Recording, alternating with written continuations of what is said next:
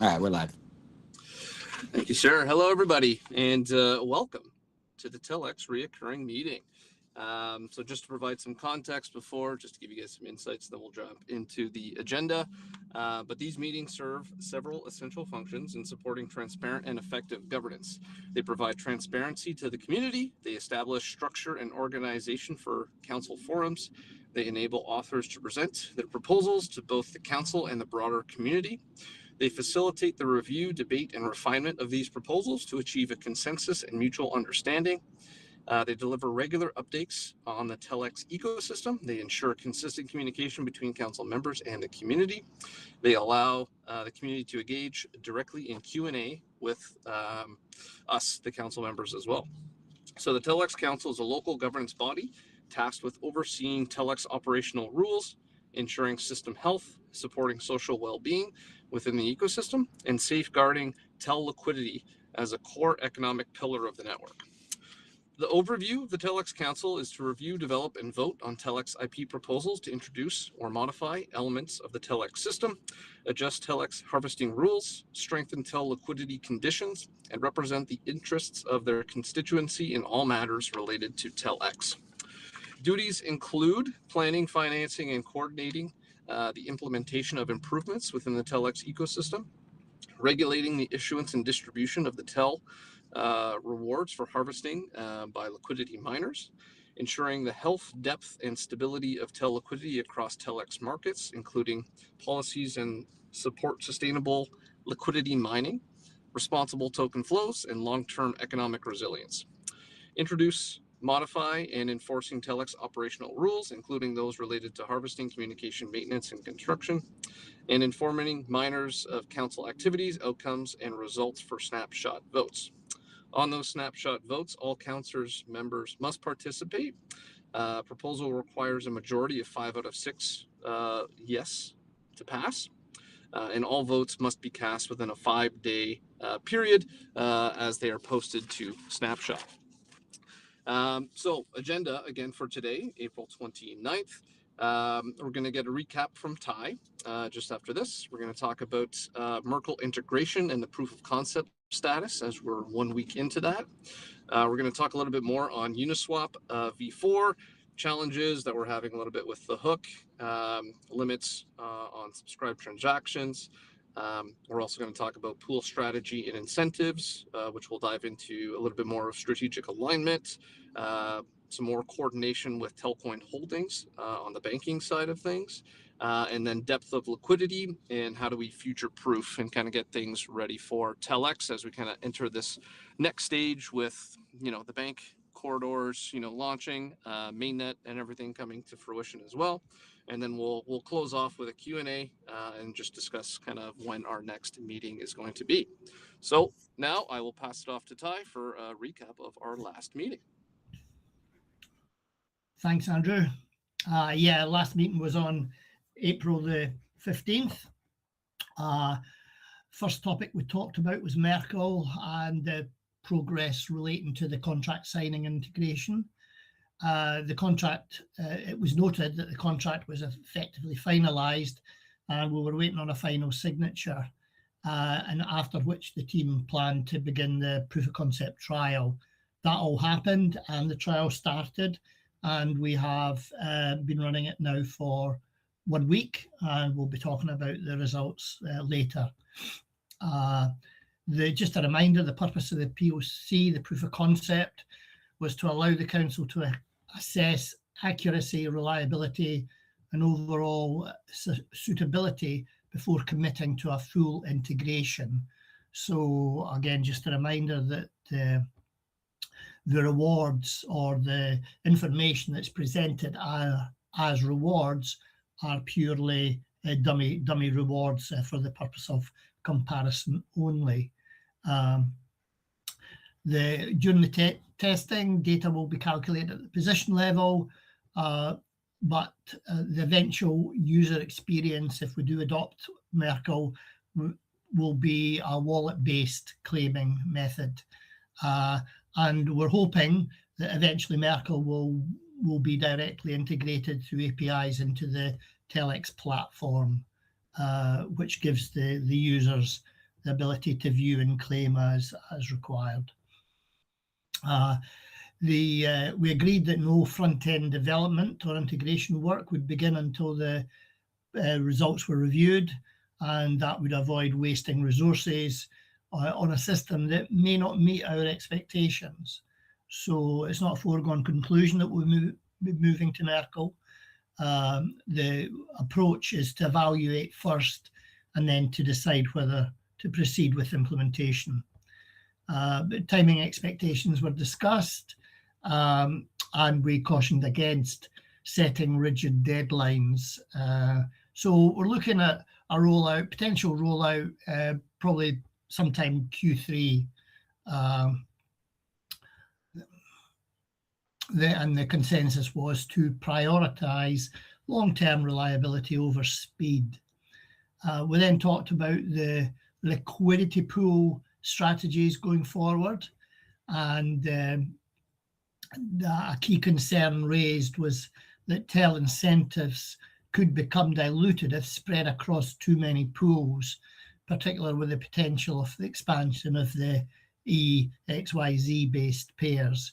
So the Council is considering whether incentives should primarily support pools that only include TEL, reinforcing its core objective, which I think, as Andrew qualified, the North Star for the Council was reaffirmed, maximising liquidity for the Telcoin token. All decisions around pool design, incentives and partnerships should align with this goal, whether across one chain or multiple ecosystems. There was an issue highlighted that, again, we'll probably talk a little bit more about, that Uniswap pools are currently being ignored by most aggregators. And we said it was likely, but I think we've had confirmation since, that it's due to the presence of this hook, which may introduce perceived risk or complexity. And this has created a significant challenge as liquidity in these pools were not being effectively utilised. So I think Leo suggested the issue was not with V4 itself, but the hooks specifically.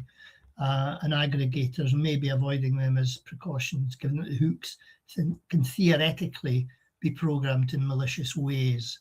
And one possible solution discussed was engaging directly with aggregators to validate the TEL hooks as safe.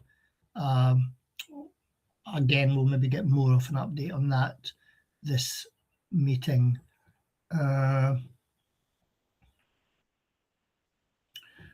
There was discussion on whether Uniswap V4 could replicate the V2 behaviour, which, just to remind everybody, V4 is a range-limited way of providing liquidity in a concentrated fashion.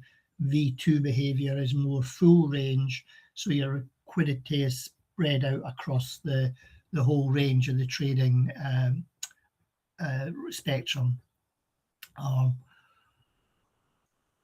Mike introduced a proposal to transition, transition liquidity pools from USDC to EUSD, aligning with the Telcoin Digital Asset Bank. And this included replacing USDC pairs with EUSD equivalents and eventually pairing TEL with EUSD to strengthen the internal ecosystem. While broadly supported, members stressed that such transitions should be coordinated carefully to avoid liquidity fragmentation or sudden withdrawals from existing pools. A phased or bundled migration approach was suggested. And there was an issue raised, I think, by Boo with a technical question about a potential cap on the number of positions per wallet that was affecting one user. And I think that's been confirmed now, that there is a limit of 100 positions per wallet. And that's a lifetime limit rather than concurrent positions. Boo and Leo will investigate further and report back at the next meeting. So that's a recap, and back to Andrew. Thank you. Thank you, Ty. Appreciate that. Yeah, so first on the list is to dive a little bit further into the Merkl integration and the status of this first week proof of concept. I know, Leo, you were trying to get. Is Leo here? Sorry, I'm driving again, but if Leo's not here, I know he was trying to talk to Baptiste about getting the API keys to kind of pull the data. But does anybody have any updates on kind of how that looks so far? Leo's not here. Oh, he is. I am here. Yeah. Hey. Under the other name, it's your boy. Indeed. Yeah.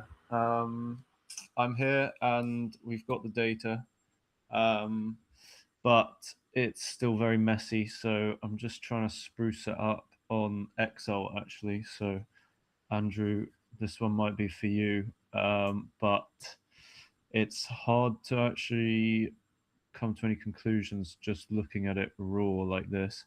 I mean, yeah, it's a bit of a mess. So I kind of run out of time there, and my apologies. But I'm thinking best next steps would be to neaten up this spreadsheet and get some plots and stuff going that could be of more use to us for Okay. analysis. Yeah, sorry about that. I think that's okay. That's fair. Like, I think we just got it today, right?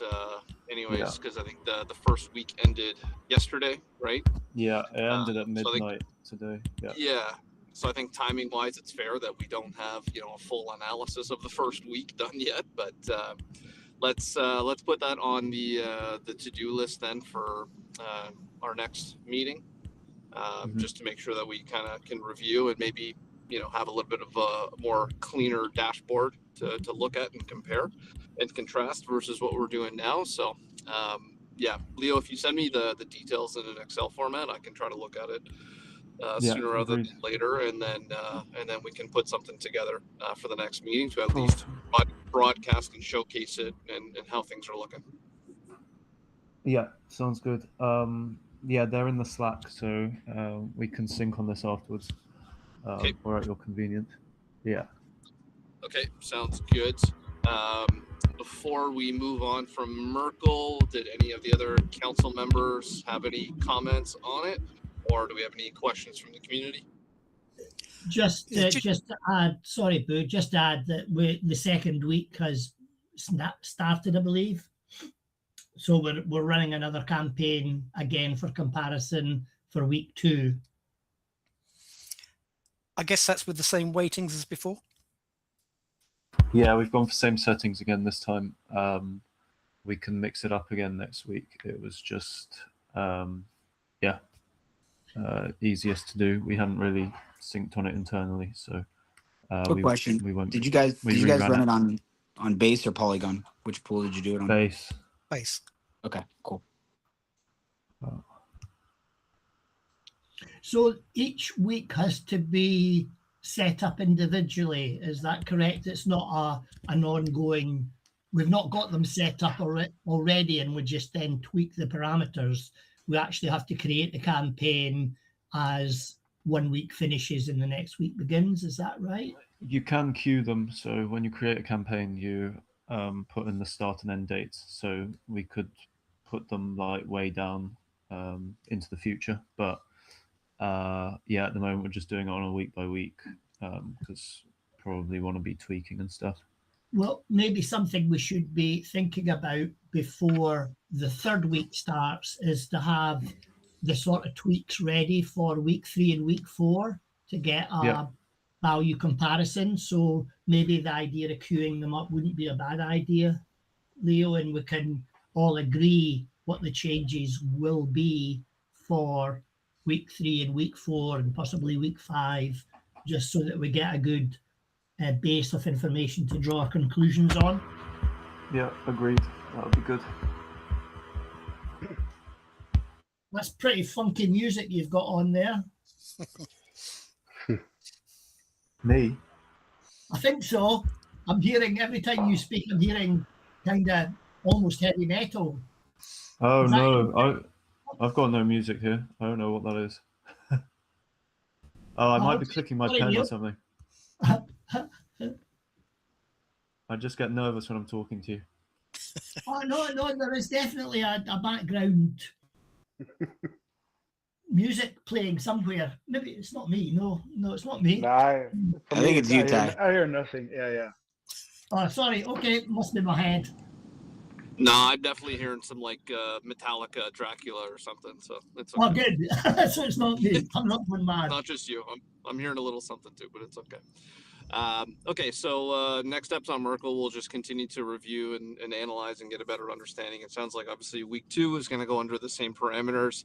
And then maybe let's discuss on Slack, guys, just whether or not we want to adjust the parameters for week 3, week 4, or do we want to keep the same parameters for the 4 weeks and then kind of take it from there. Sounds good. Okay, moving on. Next on the agenda, we have Uniswap V4 Challenges. So I know we had talked a little bit about the hooks and some concerns. Ty, you alluded to it with the recap. We did get confirmation. Boo, I don't know if you want to talk to this, but there was that internal flag that we had concerns that was being, associated to us. You want to allude on that if you can? Yeah, so this was really the dangerous flag or dangerous flag setting that I think people see when they initially put liquidity into the pool. There's a warning message that comes up, and looking at the Uniswap documentation, that's the equivalent dangerous flag setting, and we think it's that particular one that the aggregators are spotting and therefore avoiding the pool.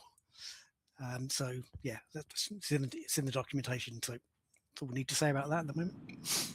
Yeah, no, fair enough. I think like longer term, I think it's going to be challenging, I think, to talk to every single aggregator or, as things progress and develop, there's only going to be probably more in the industry. And we kind of talked about it too, a little bit about how, if Merkl's going to be managing the reward distribution, the only thing left within the hook that actually, carries some weight is the governance voting from that perspective. So I think for us, it's determining whether or not there is something else we can do from that perspective, whether it's, a little bit more manual, but off chain. And then that would alleviate, the necessity of the hook, thus alleviating, any flags from a risk perspective that we may have moving forward. So, Leo, I don't know if, again, sorry, I'm putting you on the spot a little bit, but I don't know if we had any updates on whether or not we were able to look at options to do the governance voting off chain and kind of alleviate this issue if we do decide to move forward with Merkl to then not have to worry about the hook.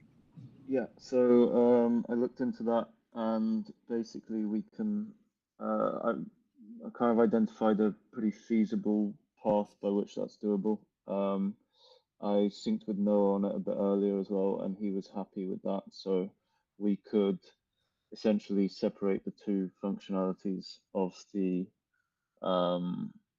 current setup. So we can stop using the rewards functionality and then keep the subscription, which doesn't raise any flags with Uniswap for voting. So we'll have to make some changes to the snapshot script, which is what they run to calculate the voting weights. And we'll have to make a few changes to one of the contracts on chain, the position registry. But those should be doable. And then, yeah, basically that's it. So Noah said he's happy to look into it a bit more in terms of building it out, and we can kind of get a gauge of how much work it's going to be and timelines and stuff, but basically should be doable, which is hopefully good news. Yeah, no, that sounds good. Timeline wise, I don't think we're under any pressure at this point. I think voting wise, the only time liquidity miners have had to vote so far is through council elections, which typically happen, in the fall. So timing wise, we should be okay. And then I guess the only other concern is just the monetary, value of what it takes to get it done. But I'll open the floor to the other council members and their thoughts on that. correct me if I'm wrong, but because we've got good relationships with Uniswap, where we're not going to ask Parker or Paul to maybe contact somebody and see if they could get our hooks made safe? Was that not a line of thinking? I think the only challenge there, Ty, and I may be wrong, is that if we do that with Uniswap, it's only within Uniswap that we would be okay. And granted that that is, you know, the leader in the DeFi space and the DEX space, but then we would still have to potentially discuss with other aggregators. I'm not sure how that would work, but Sorry, I was Yeah. talking more about the warning that came up to actually Yeah, dissuade. I thought about that, but then reading their docs, it is a it kind of gave the impression it's like blanket and there to stay and no exceptions. Right. That does make sense actually. Yeah. Why make TEL an exception, you know, Yeah, from Uniswap's point of view. Yeah. but Okay. like good Thanks. point. Yeah, no, it was a consideration, but it kind of goes against their policy by the looks of things.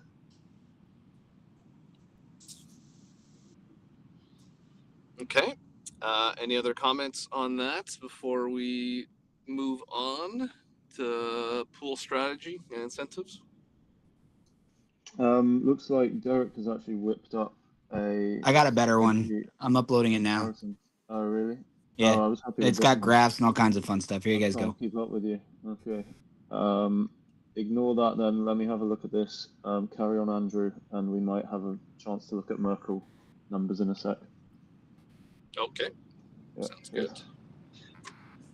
Okay, let's move on to pool strategy incentives. So this is really just more about kind of future proofing, longer term vision of alignment of, you know, which protocols are we going to use kind of moving forward. Obviously the situation with Balancer that happened back in November and the huge exploit that they've had to deal with, you know, essentially, you know, Balancer Labs kind of dissolving and going to more of a DAO structure, you know, kind of brought a little bit of that concern forward for us.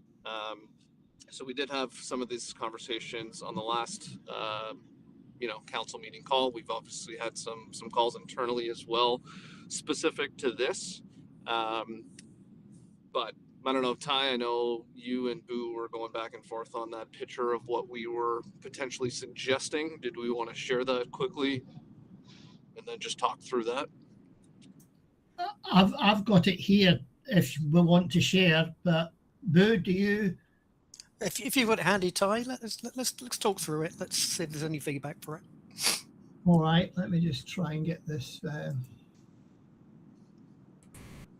Yeah, while you're doing that, I'll just kind of speak to it. But essentially, you alluded to it, Ty, in the recap as well. But the goal is to, you know, continue to push towards our North Star. And our North Star is to provide the deepest possible liquidity for the TEL asset as possible across, you know, the entire crypto ecosystem, right?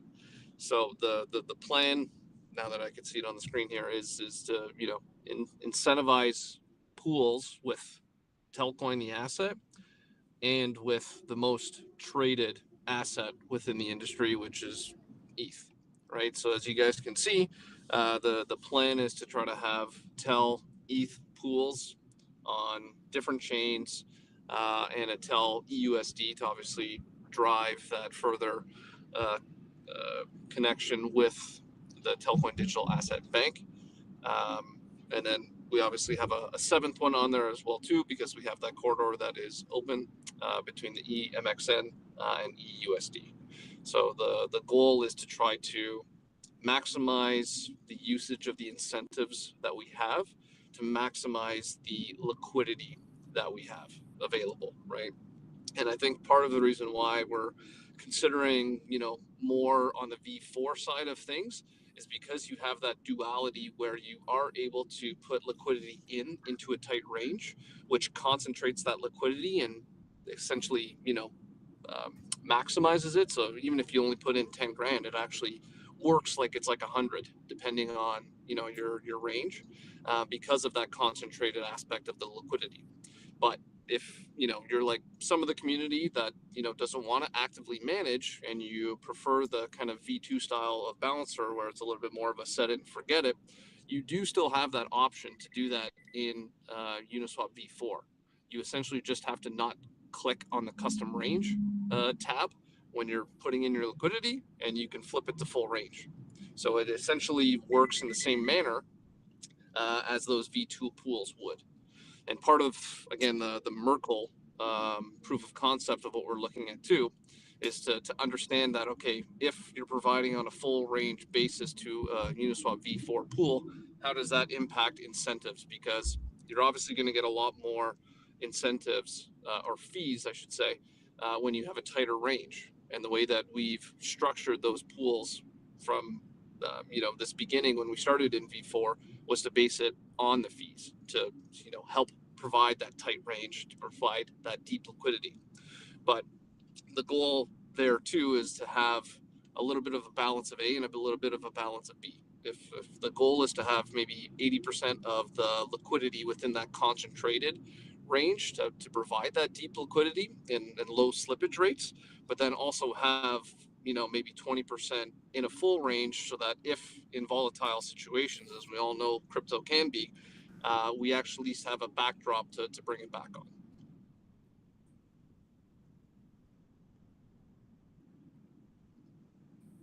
Yeah, so just to summarize, I think last time we was talking about looking for the dexes with the largest liquidity per chain.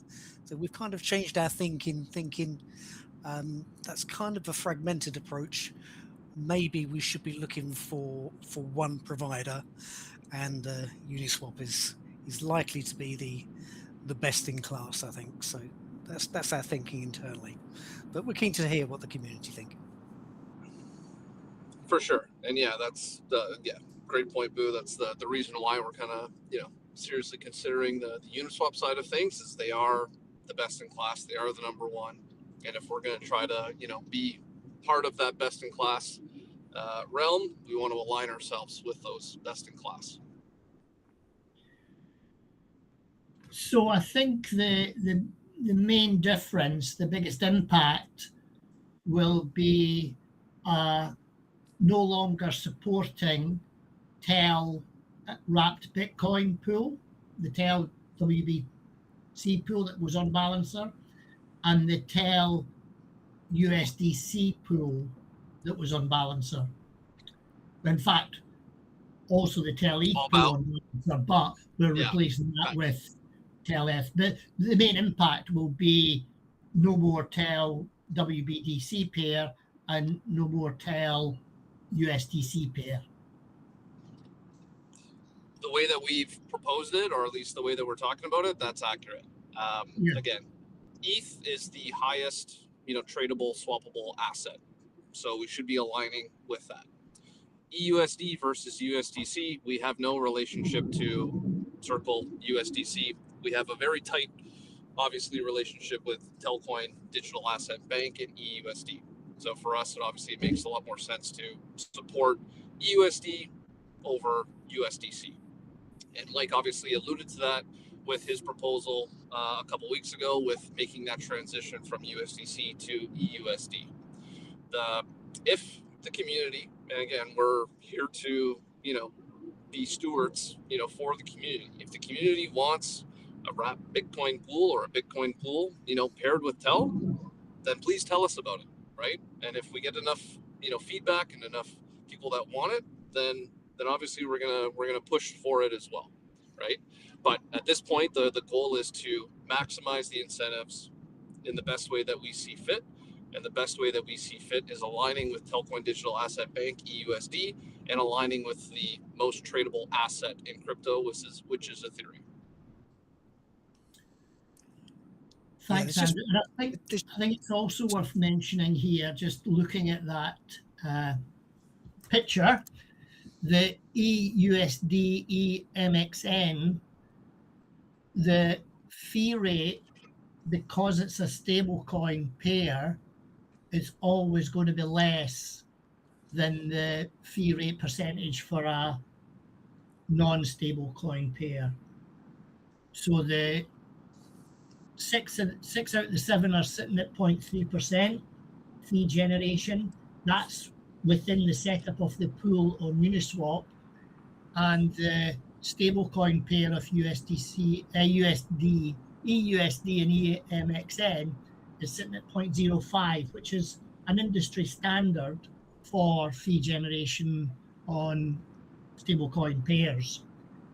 And the idea there is that as and when required, we will support TDAB in trying to get remittance corridors established.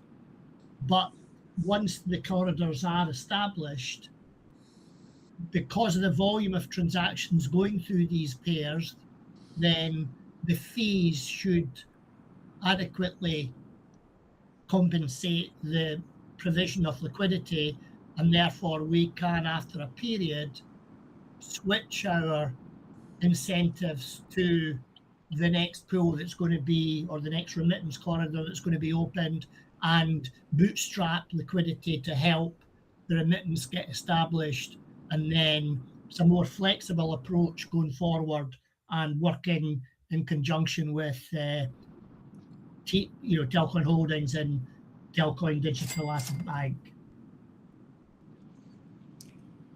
Yeah, just want to preempt one question about the pool type here. We're looking at Uniswap V4 and getting rid of the hooks if we can. I'm sure someone's going to be thinking, well, why aren't you just using Uniswap V3? Well, there are some advantages to just Uniswap V4 without hooks, and they are: it's lower gas, it's more efficient routing, and native ETH support. So I think they're all going to help together. Yeah, thanks. I actually asked that question as well. I didn't know the difference between V3 and V4, so thanks for that input, Boo. That was good research there. I think the subscribe functionality as well should be included there, because that helps with the voting. I think that was introduced in V4. Good to know. Yeah, I don't think we want to change anything from that perspective. I think like the flow of providing liquidity would be similar, right? Where it's you go to Uniswap, you provide the liquidity, you get your NFT, you go and subscribe that NFT to TELx, and then get your rewards and whatnot through there. Like, I think we're gonna have to talk to Merkl about how we, distribute those rewards from being claimed on Merkl to being pushed through another contract potentially onto TELx, so that it's a little bit more seamless for those liquidity miners, right? It's step 1, provide liquidity; step 2, subscribe on TELx; step 3, claim. Like, if we can make it that simple, then that's, I think, the best route for us to go. Agree. Can I just ask a question based on Leo's input there? Because of the subscribe function, Leo, does that still mean we'll have to have a hook, or will that be done just through subscribing the NFT to TELx without needing to attach a hook to the position? Subscribing is a separate functionality, yeah. If we do need a hook, which I don't think we will, but if we were to, it would only be the before initialize hook, which doesn't raise any flags on Uniswap, and probably not for aggregators either. But I think we can do without that one as well. Yeah, because I think from the user complexity side of things, it would be a lot easier if we didn't have to use a hook. It just makes the process a little bit more streamlined. It's no big deal just attaching the hook, but it would be an easier and simpler process for the user. Agreed and noted. Yeah. Good point. On that note too, then, if we don't have a hook, is that 100 position maximum per wallet still there, or like was that a Uniswap thing, or is that an us hook thing? That is an us thing, just because we want to limit the number of calls we have to make. But we can go back and look at that. Yeah. Yeah, just for confirmation, because I know we wanted to try to limit, obviously, just-in-time bots and all that kind of stuff, and that's probably why we put a limit in there or a maximum in there. Yeah, if it's not coming from Uniswap, then it shouldn't be in the hook.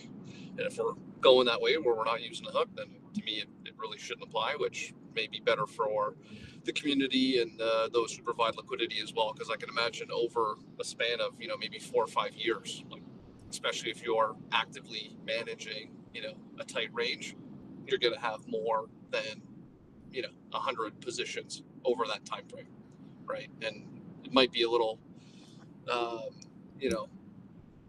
annoying to, switch all your funds to a new wallet because you hit a subscription limit. Anyways, Yeah, we'll dive indeed. into that a little bit later, but okay. Leo, Derek, you guys talked about potentially looking at the Merkl stuff. Is that ready to go live? Live updates here, or can we go to the Q&A and kind of see where things are at? That's up to Leo. I would say we can do a quick run through, but there isn't as much as I hoped. Well, maybe let's hold on. I have another update too, Leo. We can look at it later. Yeah. Okay. Cool. Let's do that. Okay. Yeah. Maybe let's align and make sure that it looks good, flows properly, and it makes sense. Maybe before putting something new and fresh out live like that. Agreed. Yeah, that was a bit. Okay. That was a very risky. Okay. Yeah, it could be. Okay. Yeah. So next Q&A. Do we have anything in the stream, in the chats? I've just got a couple of things. Just wanted to ask Derek about some things I spotted earlier in the week. Derek, you had a conversation with Halil about the V4 staked and volume having an issue. Was that just a one-off? Is that now addressed? It was, and now I just checked again, and it's back again. So I pinged him again. So it was fixed. I don't know why it's happening. We did have it fixed, and now it's back again. So I literally just checked the TELx website, and they're showing unavailable again. So I pinged him. I'm sure he'll get on it. Okay. And the second thing was you were asking internally about a 24-hour timer. Do you just want to go through what that potentially could entail? So again, this is all kind of, it depends on where you guys go with pools, but the idea is that since we had somebody in Discord, for instance, Boo, that you and I were talking to, who wasn't necessarily 100% aware of when their 24-hour timer for liquidity changes in a V4 pool was up. And so my thought process was with Halil, it would be really nice to have in the positions tab, when you open a position, it starts a 24-hour countdown timer that explains essentially like, hey, this is the probationary period. If you make any liquidity changes within this period, you could be qualified as an active position, which has a 0% rewards contribution. So it gives a visual representation rather than people having to like track specifically, oh, here's what time I entered my position and I can't do anything with it until this time. Yeah, no, that's great. I got caught out once quite early on and had to calculate block numbers and things. It was quite complicated and stressful. So anything that makes life easier.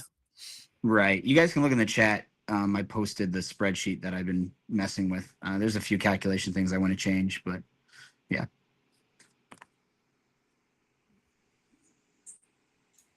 Leo, to answer your question, the Lorentz curve is essentially a cumulative reward share versus the wallet share. So it shows kind of the poorest to richest curve. The hugs the bottom. It's kind of shows the concentration spread. Normal. That was neat. How did you know to use that? College. Oh shit. Okay. I thought I do a needed lot some, of like, form charging or something. I do a lot of like in my day job a lot of P&L and data analysis for like RFQs and pro formas. So this is some Oh, of wow. the stuff we use. Awesome. Respect. I can't see Andrew, but I'm sure he'll be jumping up and down with joy. That I did have to jump off for a quick 30 seconds, so I did miss a little bit of what you guys talked about. But Derek, I know I meant to connect with you last week, but maybe we'll try to find some time this week to connect Yep. and go through some We can do stuff. that. But okay, sounds good. Okay, we're actually going to finish under 60 minutes. Is that real? That never happens. That's up to the community. Fair enough. Yeah. So do we have any questions coming in? Nick is asking platform and council treasury questions. Nick, this is TELx, so this is liquidity rewards. So that team isn't even on this call to answer those. He was asking about the in-person audits versus the AI audit. So Nick, that'll be next week Thursday, with the platform and treasury and the development team. Otherwise, I do not see any others other than somebody saying that they heard. Oh, Matt Braun was saying that he also heard the music, but that Ty also does hallucinate. So Fair enough. oh, fair enough. Thank you. Well, you gotta have some fun, right? Come on. So I just ran. If you guys look at so anyways, there's a distribution analysis that I did, and it's in the chat.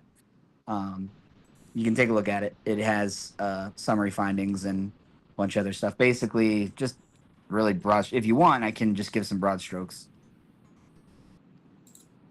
Up to you guys. Sure. I have time. If it's Yeah. All right. Hold on. It's again. Just This something is raw. This is controversial. very raw right now. So bear with me. But let me share it. Alpha. How do you Derek's dropping alpha. How you put to get that together during the call? Amazing. Me. So I have a Claude skill that I use to build these in my day job. So it's a summary skill. Hold on, I gotta fix this. So it takes kind of my inputs and what I want to build, and then just I went through and did the summary, and then it pulls all the data together. But anyways, rather than me manually typing in everything. Biggest thing would be the wallet share distribution. So if you look at column B, this is the original calculation for this pool. The top wallet had 71% of all the rewards, and that went down to 37% with Merkl. The top three wallet share of all three wallets had 99%. So top three wallets had 99%. With Merkl had 74%. The mean rewards were a little lower, meaning that it probably distributed a little bit better. The coefficient was better too, which is a good thing. And then let's see. The active Just while wallet. you're doing that, go ahead, Ty. Sorry, I'm just noting that the active wallets are different. We need to look into that because there's probably one that probably has to do with again liquidity and how the hook is very specific about where it determines the block starting, and we've talked about this before, and I don't know how Merkl does it with theirs, but the hook and how it's designed has a clamping mechanism that chooses the beginning or the end of whatever block it may be in the middle of. So if a liquidity event happens on either side of that, it could be counted for or against as an active position. So I haven't looked that far into that, but those are something to think about. So we can look right now actually. It's this. It's probably this right here, Ty. It's this. Merkl counted this wallet as an active position. Right. Where it wasn't with TELx just because of the fees. So see how here it gave it 0.0, or well, that would be Gotta calculate my tel here. That would be like 1 tel or like 12 tel is what it gave it. Yeah. And I should just add for the eagle-eyed that on that front page you showed to begin with, Derek, the total number of awards is slightly different because when we created the campaign, we typed in the same number of rewards, but Merkl charges a fee, and that was taken out of the total available for distribution.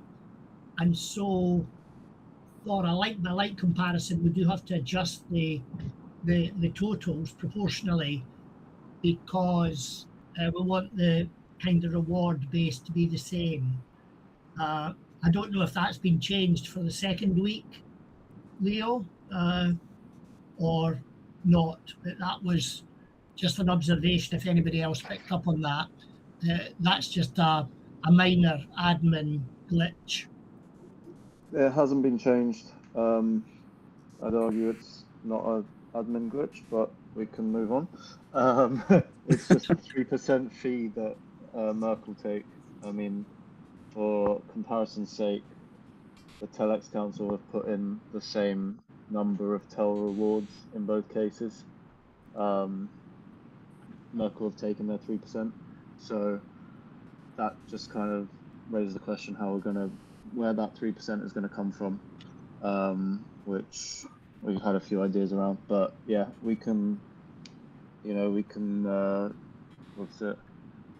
by 0.97 if we want to factor that out, but we're aware of it. Wow. And whatever the fee is at the end of the day, we just got to budget it. Well, again, I think the percentage is going to be negotiable. Again, the standard I think is 3%, which is why we're seeing it as such during this. But like I said, a couple of times over the last couple of months in these meetings, Baptiste has mentioned that that fee is negotiable. So we'll obviously work to get that as low as possible. The goal would be that 1% that we've been talking about. But whatever it is, we'll just have to figure it out and build it into our budget on an annualized basis, right? So if the budget's 200 million a year, TEL, and the percentage is 1%, then it's 4 million TEL a year. So there was a question from Derek asking what time frame for doing the pools. What's this time frame for doing the pools changes? I'm not sure what the question is, Derek. If you want to if that's going from like the balancer to these new Uniswap Probably, V4 pools. Yeah, so there's no time frame yet. The goal was to have the conversation with everybody, obviously get some feedback from the community as well before any proposal. Again, that's the whole point of these forums and these meetings, is to have these open conversations, get feedback from the community, from other council members, whether or not they're on the TELx council or not, and come to a level of consensus before it goes to snapshot, so that we raise the percentage, the success rate of those snapshot votes once they get posted to snapshot. Right? Nobody likes seeing a snapshot post go up, get rejected for whatever reason. Right? So that's the goal of these conversations, is to get to a level of cohesiveness, I guess, to just make sure we're all aligned on kind of how things are going to push forward. So no set timeline, but if and when a proposal does come, we'll give everybody enough notice, because we'll have to give, obviously, the people that are a part of those balancer pools, enough notice to move that liquidity and then change things over. So, is it 30 days? Is it 60 days, 45 days? I don't know, but we'll put that into the proposal once we're ready. Yeah, and obviously what we're talking about here is the pools will remain, but they will just be disincentivized. So there'll be no further rewards once we go down that route. Correct. Good call up, Boo, because that they'll still get the fees and all that kind of stuff, but yeah, the incentives on the TEL side will be shifted. But going back to those tables that Derek shared, my initial thoughts are really promising, because that does show a kind of leveling out of rewards. So we're not, the incentives are not getting kind of concentrated to the people that are managing the ranges effectively, which is fine, but it also disincentivizes everybody else that doesn't manage them as effectively. And so having that split between fee-based rewards and the token A, token B rewards, it kind of helps even things out, which encourages more wider ranges, which is to the benefit of the community in a regard that don't want to manage the positions as effectively as others do. So I think my initial thought is that we're moving in the right direction. Actually, that's Yeah. what I'm going to say. Yeah, it's a double-edged sword a little bit too, Ty, right? Because if you have a bunch of wider positions, because everybody can earn that way, on lower liquidity pools like the base pool, you can technically have higher slippage, right, from swaps. So ideally, right, that incentivizes more liquidity providers, and that solves itself, right? Yeah. Yeah, it's definitely, you can go one way, and it's obviously more driven by the liquidity miners and how they want to manage it, or you can go the other way. And obviously the more liquidity we have in a very, very, very tight range, it exemplifies or just gets you a lot more of that deeper liquidity, which is what we really want at the end of the day too. But we gotta kind of balance both of those two things at the same time. But you will still get the inclusion of these just-in-time bots that come in and provide the deeper liquidity when required, but won't necessarily get the share of rewards because the liquidity is only available for a short period of time, and therefore they're not getting the benefit of the token A, token B contribution. Well, I don't even think it's a matter of time. It's just a matter of whether or not they subscribe to TELx. Because if they don't subscribe to TELx, they're just in time. They're coming in, doing it for a swap, getting out. Like, they're not going to add in subscribing to TELx at the same time, right? Because if you're not subscribed to TELx, you're not incentivized to do that, because this 24-hour limit on adjusting, your position will likely go away if we move away from the hook as well too. Right, so then we don't have to worry about that time frame. It's literally, are you staked in TELx? Okay, you qualify. If you're not, you don't. And these just-in-time bots are not gonna, go and do that extra step of staking in TELx. At least I don't think they will. No, I agree. Yeah. It's only an extra function call. I don't know. I mean, they might if they know Leo, about it. shut up. Leo, too much information. We'll scrub it from the edit. Oh man. Good stuff. Okay, well, we're getting closer to 4. I'm not surprised. We know some people here like to talk. But anyways. So yeah, if we're good with questions, obviously next meeting is in 2 weeks. We've got the platform treasury call coming up on Thursday. The TAN call, is it tomorrow, Derek, or is it next week as well? Tomorrow. Okay, so TAN call tomorrow, platform treasury next week, and then we're good to go from there. Okay, beautiful. If nobody has anything else, then I think we can wrap things up. But another good chat today, everyone. Appreciate it, and I guess we'll talk to you soon. Thanks, everyone. All right. Thanks, everyone. Bye for now. Thanks all. Bye-bye.